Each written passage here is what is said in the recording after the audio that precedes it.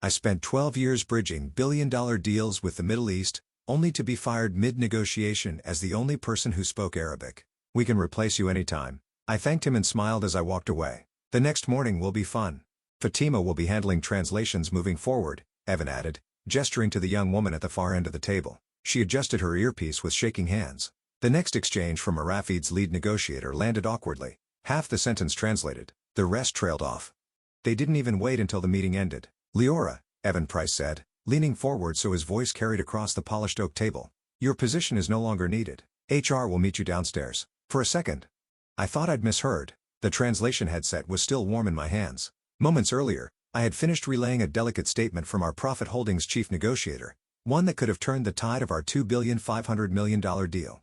Now every pair of eyes in the room, American, Saudi, and otherwise, was on me. A week ago, Evan had pulled me aside after a late-night prep session. "You'll be right there next to me for the signing. Leora, this will be a historic day for the company." I'd believed him for 12 years. I'd believed loyalty worked both ways. I was Weston & Daughtry's executive assistant to the CEO. But that title didn't tell the whole story.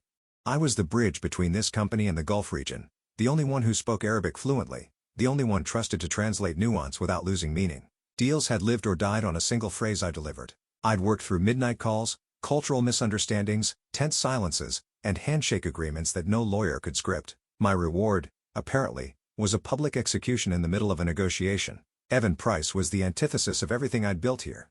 Fresh from an Ivy League MBA, he valued speed over precision, templates over relationships, where I saw people. He saw leverage, where I heard layered meaning. He heard words to be cut down for efficiency. And now in front of our most important client, he decided I was replaceable. A faint crease formed on the Saudi chairman's forehead. He switched his gaze from Fatima back to me, as if confirming what had just changed. I said nothing. My pulse thudded, but my expression stayed still. I'd learned long ago that silence, in the right moment, could be louder than outrage. And right now, silence was all I needed. I still remember my first day at Weston & Daughtry walking into the glass-walled lobby with a second-hand briefcase. My Arabic-English dictionary tucked under my arm like a secret weapon back then. I was just a junior assistant to a senior negotiator, tasked with pouring coffee, taking notes, and, if I was lucky, translating small talk during client visits. I didn't know it then, but every small talk phrase I translated was building a bridge no one else in this company could cross. Over time, I became the person they called when deals got stuck. My fluency wasn't just in the language, it was in the culture, the rhythms, the unspoken pauses. In the Gulf, a wrong word could cost millions. A well-placed proverb could seal a partnership. I had learned both the hard way and the respectful way. The moment I'll never forget happened in my 5th year. We were in Riyadh, in a room that smelled faintly of cardamom coffee and new leather. The contract on the table was worth $400 million, and it was slipping away fast. The lead negotiator from our side had just compared the deal to a camel chasing the sun in English. It sounded poetic in Arabic, in that dialect. It meant a fool chasing something he'll never catch. I saw the flicker in the chairman's eyes. The deal was seconds from collapsing. I didn't ask permission. I stepped forward, laughed softly, and said in Arabic, "Better a camel chasing the sun than a merchant without shade." It was an old saying in his province, a nod to ambition with dignity. The room shifted, shoulders relaxed. The chairman chuckled, repeated the phrase, and signed the preliminary agreement on the spot. $400 million saved in 5 seconds. And yet, that story never made it into the quarterly report. My name wasn't on the success memo. The credit went to team effort, which, in corporate language, meant the men at the head of the table. It wasn't just that one time. I'd untangled a mistranslation in a customs regulation that kept $60 million in goods from being seized at port. I'd restructured a contract clause so it honored both U.S. law and Islamic banking principles. I'd sat through Ramadan nights to ensure midnight calls landed exactly at the right moment in Mecca's time zone.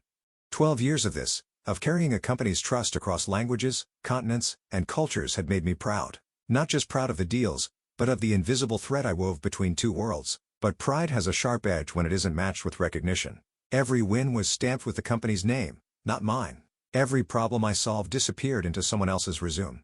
And now, after all those years, I'd been told, publicly, that my position was no longer needed. The pride was still there, buried deep, but it was tangled now, wrapped tight with something heavier, colder. Evan Price arrived in the spring of my 9th year at Weston & Daughtry, sweeping in like a headline in a glossy business magazine. He had the Ivy League degree, the tailored navy suits, and the kind of resume that made board members beam from the first meeting. It was clear he'd been brought in to modernize our international operations.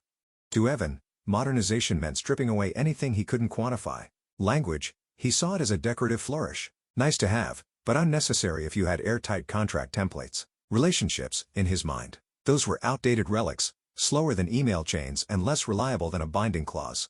Our first real clash came during a draft review for a partnership in Bahrain. Evan skimmed through the Arabic section like it was an afterthought, signed the draft, and sent it off for finalization. What he didn't know and what would have caused an immediate rejection was that the document referred to a prohibited financial practice under Islamic law. I caught it on my way out of the office, my eyes tracing the phrase that could have derailed months of work. Quietly, I rewrote the section, rephrasing it to comply with Sharia-compliant banking standards, then resent the draft under his name. He never asked how the final version passed so smoothly. In fact, I doubt he even realized I'd touched it. I told myself it didn't matter. The deal went through. The company earned millions, and no one lost face. But it did matter to me because the next week, I overheard Evan in the boardroom, his voice carrying through the half-open door. "We're streamlining," he was saying. "Too many moving parts slow us down. People like Leora, good intentions, but they get bogged down in the details. We don't need to handhold clients through cultural quirks. We just need signatures." I stood frozen in the hallway, folder in hand, my pulse ticking in my ears. Good intentions? Details? He just reduced 12 years of bridge building, of saving deals in 5-second intervals to cultural quirks. I didn't confront him. There was nothing to gain from it, not then. But I filed the moment away, the way you tuck a shard of glass into a drawer. You know it's there. You know it can cut from then on. Every meeting with Evan felt like walking a tightrope. He would push for speed. I would quietly ensure accuracy. He would send out documents half-read. I would catch the errors before they became public disasters, and always. He carried himself like the man pulling the strings, never noticing the hands that kept the whole operation from collapsing. The bickering never made it to the surface. My professionalism wouldn't allow it, but under the calm, under the polite nods and flawless translations, something in me was starting to coil tight, and Evan, in all his confidence, had no idea. By the time the Rafid deal reached its final stage, the numbers had stopped feeling real. $2.5 billion sat on the line, spread across a complex network of logistics contracts, supply chain commitments, and joint infrastructure development. I had been embedded in every step, not because my title required it, but because without my presence, the deal couldn't move forward. Our Rafid had a security protocol that was as much about respect as it was about risk management. Every phase of the agreement required voice print authentication in Arabic from the designated primary liaison, me. It wasn't just a password, it was a verification of trust. In their eyes, removing the liaison mid-process would be like swapping a groom at the altar. I took the responsibility seriously. Weeks before the signing, I'd begun preparing more than just my translations. I commissioned a handcrafted inlaid wooden box from a Riyadh artisan, the kind used for storing family heirlooms. Inside, I placed a selection of rare medjool dates wrapped in gold-threaded cloth. It wasn't just a gift, it was a signal that Weston and Daughtry understood the importance of tradition. Alongside the gift, I wrote a speech entirely in Arabic, not the sterile, literal translations Evan preferred, but something personal. It wove in regional proverbs, references to our shared history, and subtle affirmations of mutual respect. It was the kind of address that could make a chairman feel not just valued, but remembered. Still, I knew better than to assume anything was guaranteed.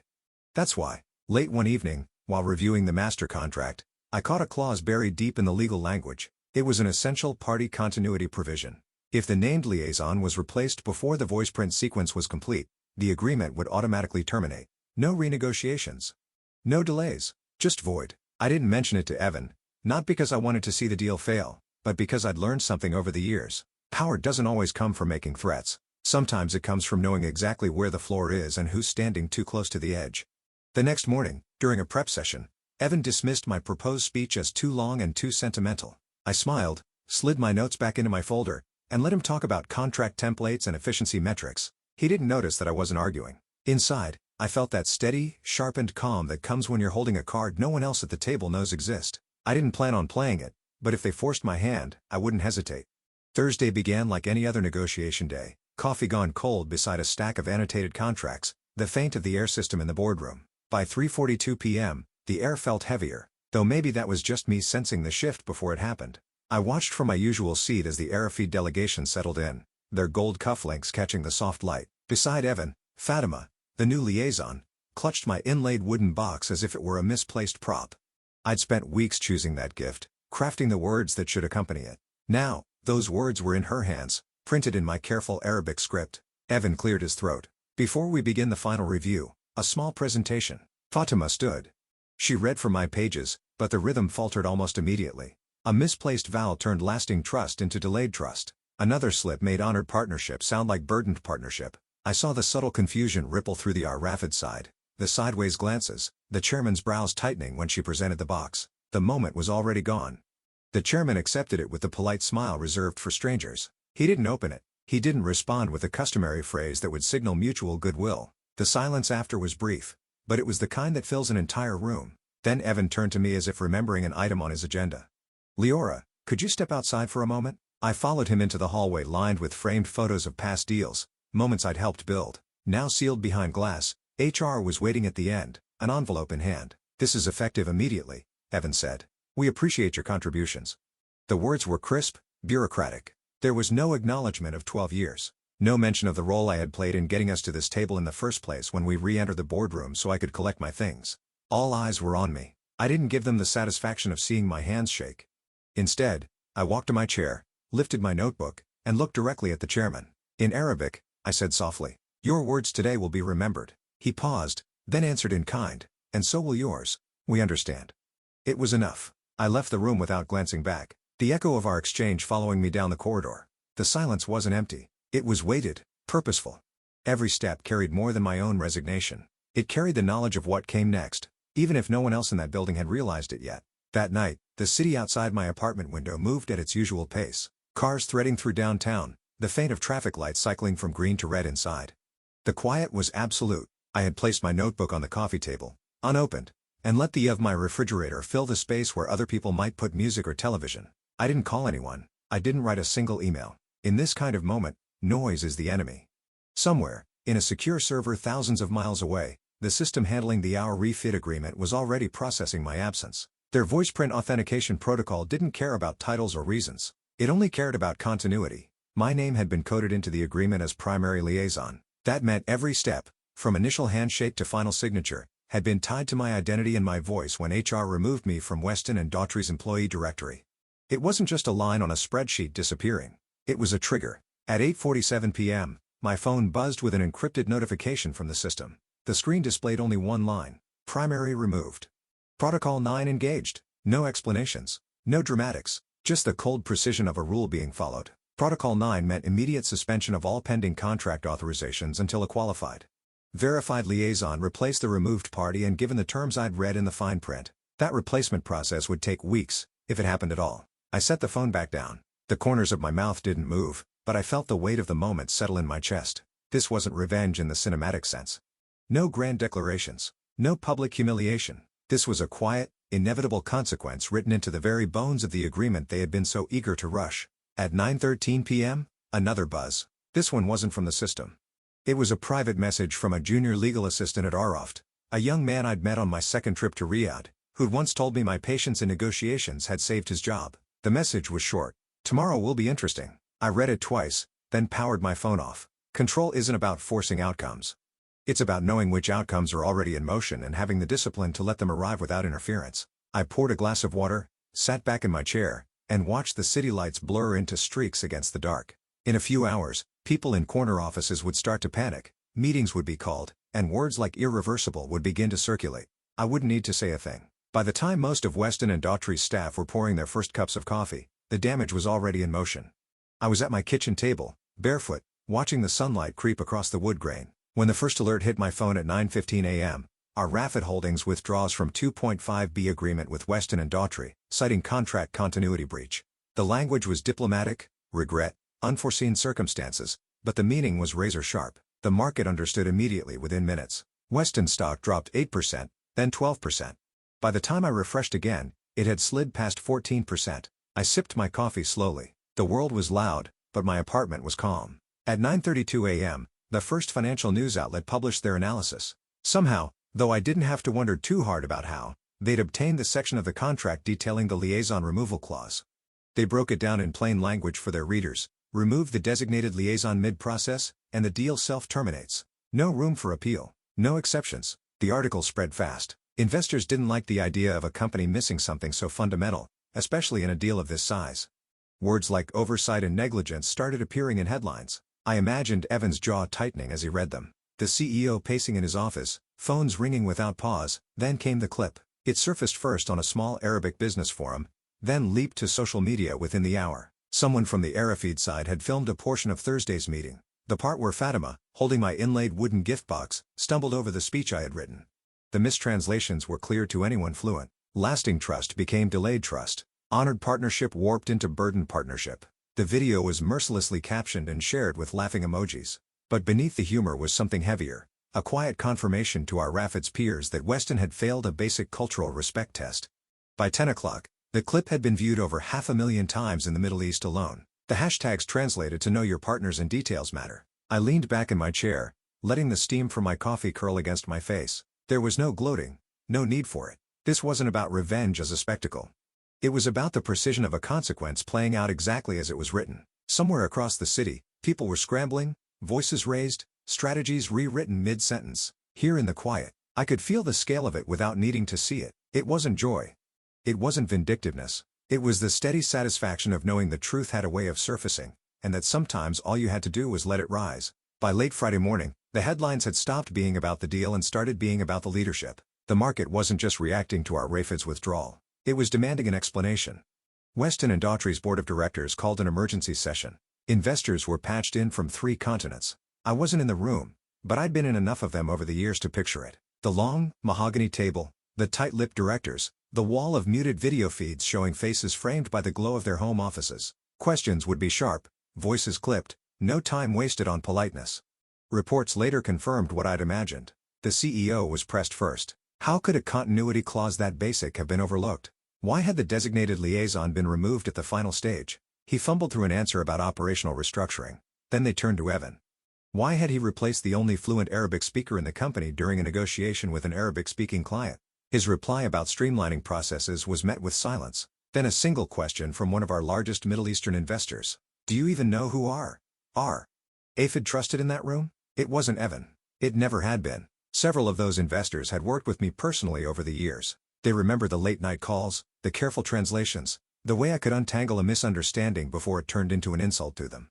I wasn't just Weston's employee. I was the bridge that made their business possible. And now that bridge was gone. Word reached me by early afternoon through a former colleague. Evan had been told to reach out to me, not the CEO, not HR, Evan himself. I didn't answer the phone when it rang. I didn't return the first text or the second. I let the silence do the work. A few hours later, a junior associate I'd mentored years ago called. Evan asked me for your number, she said, her voice low, almost apologetic. I gave it to him, but you don't have to. I assured her it was fine, and it was. Because this was the part of the game where you didn't move your piece. You just waited for the other player to realize how few moves they had left. By early evening, Weston's stock had sunk another 3%. The board was in closed-door discussions about leadership changes. I didn't need to push. The weight of their own decisions was doing it for me. Sometimes, real power isn't in the strike. It's in standing still while the other side realizes the ground beneath them is already gone. The invitation came through a formal letter printed on Arafide Holdings' thick cream stationery, delivered by courier to my apartment the following Monday morning. There was nothing ambiguous about it. No vague, let's catch up. No polite pretenses. They wanted me at their New York office. Tuesday at 10. I arrived 15 minutes early. Their midtown headquarters was a quiet show of power. Marble floors, brushed brass accents, and the faint scent of oud drifting through the air. The receptionist greeted me in Arabic, and I responded in kind. Feeling an ease in the words I hadn't felt since leaving Weston, they led me into a conference room where the chairman himself was waiting, flanked by 2 senior partners I knew well. We'd spent years building trust over late-night calls, careful negotiations, and small cultural gestures that had nothing to do with contracts, but everything to do with relationships. Leora, the chairman began, his English measured, but warm. We would like you to join us, not as an employee of another company, but as our exclusive consultant in the United States. I listened, hands folded in my lap, as they outlined the offer. My retainer alone would be twice my old annual salary at Weston. There would be a signing bonus, deposited immediately upon agreement. More importantly, I would have full discretion over how our U.S. engagements were handled. No middlemen, no streamlining from executives who didn't understand the stakes. It wasn't just an offer. It was a recognition, the kind that went beyond numbers. Then the chairman leaned back, studying my face. Do you know why we withdrew from Weston so quickly? He asked. I shook my head. We had been testing them, he said. We wanted to see if they valued the person who carried the relationship or if they believed the relationship belonged to the company. When they removed you, they answered our question. The room was still for a moment. I felt a quiet swell inside me. Not pride in their failure, but validation that the years I'd invested had been seen for what they were. I thought of Evan's dismissal in the boardroom, his talk of streamlining, His inability to understand that trust isn't a line item. I signed the agreement without hesitation. When we shook hands, the chairman switched back to Arabic. It is good to work with someone who understands more than the words. Leaving the building, the city felt different, not louder, not brighter, but sharper, as if the edges had come back into focus. For the first time in weeks, I wasn't carrying the weight of being undervalued. I was carrying the weight of being chosen. The Riyadh sun was already high when my car pulled into the sweeping drive of our Rafid Holdings headquarters. The glass facade reflected the desert light in sharp, golden angles, the kind of architecture designed to make visitors straighten their posture before they even reach the door.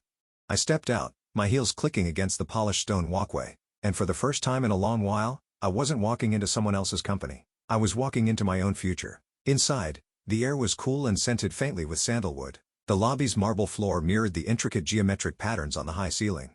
I was greeted not as an accessory to a larger team, but as the person they had chosen by name, by history, by trust. An attendant guided me to the top floor where the chairman and senior partners were waiting. We shook hands, exchanged greetings in Arabic, and sat down to discuss the upcoming series of U.S. Middle East trade agreements. This time, there were no interruptions. No one streamlining my words. No one questioning the value of cultural nuance. My recommendations were not just noted, they were implemented on the spot. It was a quiet kind of victory, but it was mine. Across the city, Weston and Daughtry was learning what it meant to miscalculate the cost of arrogance. Word had reached me the night before. The Middle East Trade Council had placed them on an informal blacklist, citing failure to maintain key cultural liaisons as a risk factor. The fallout was swift. Contracts worth over $5 billion in projected revenue over the next 2 years vanished. Competitors moved in within days. And Evan? He was no longer VP of International Operations. The board had moved him into a domestic strategic planning role, an elegant way of saying he would never again be allowed near an international client. I imagined him sitting in a smaller office, his window facing a parking lot instead of a skyline, wondering when exactly the ground had shifted beneath him. I didn't need to gloat. The truth was, I didn't even think about them much anymore. Their world and mine had diverged completely. Later that afternoon, I stood by the floor-to-ceiling windows in the chairman's office, looking out over the city from this height. The streets looked like fine threads woven into an endless tapestry. Each intersection, a decision. Each road, a possibility. It struck me how different the view looked when you were here by choice, not because someone had granted you permission to stand in the room. I felt it then. Something I hadn't in years. Not just relief, but release. The kind that comes when you realize you're no longer carrying the weight of proving yourself to people who were never capable of seeing your worth. When I left the building, the desert heat met me like an open palm. The driver opened the door, but I paused for a moment, taking one last look at the building's gleaming facade. I hadn't just walked into Riyadh that day. I'd walked out of the shadow of 12 years spent building someone else's empire and into the light of building my own. Sometimes the best revenge isn't loud.